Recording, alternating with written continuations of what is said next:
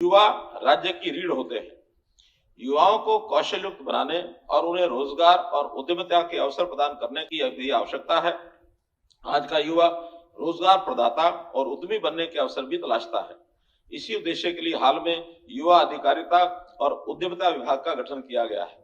वर्ष 2023-24 में 2 लाख युवाओं के कौशल प्रशिक्षण के लिए 250 करोड़ रुपए की राशि का प्रावधान करता हूं। यदि जरूरत पड़ी तो इस प्रस्तावित राशि के अतिरिक्त अलग से बजट प्रावधान किया जाएगा।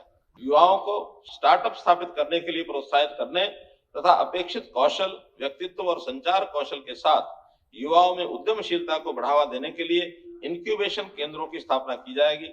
बैंकों, वित्तीय संस्थानों और उद्यम पूंजी निधियों से ऋण की सुविधा भी उपलब्ध करवाई जाएगी।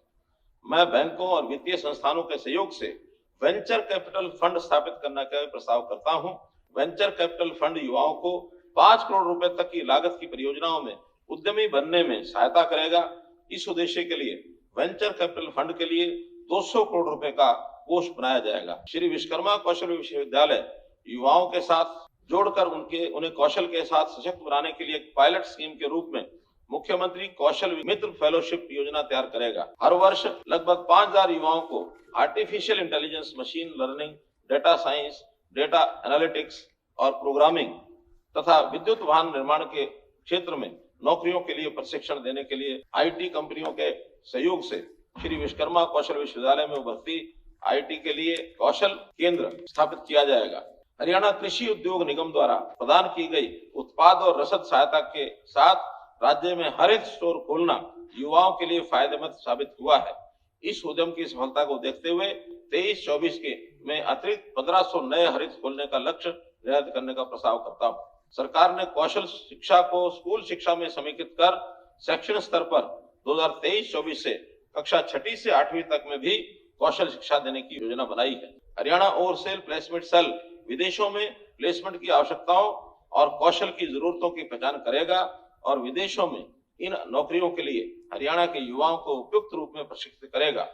सरकार का युवाओं जो विदेश में नौकरी के अवसर की तलाश में हैं, को जर्मन, जापानी और इतालवी जैसी भाषाओं में अल्पावधि विदेशी भाषा प्रशिक्षण प्रदान करने का इरादा है। HKRN प्राइवेट सेक्टर में जनशक्ति की नियुक्ति के लिए जनशक्ति की पहचान, कौशल प्रशिक्षण और नियुक्ति सेवाओं की पेशकश करेगा। इससे राज्य के युवाओं के लिए रोजगार के अवसर बढ़ना सुनिश्चित होगा और निजी उद्योग के लिए जनशक्ति चयन और कौशल प्रशिक्षण लागत में कमी आएगी।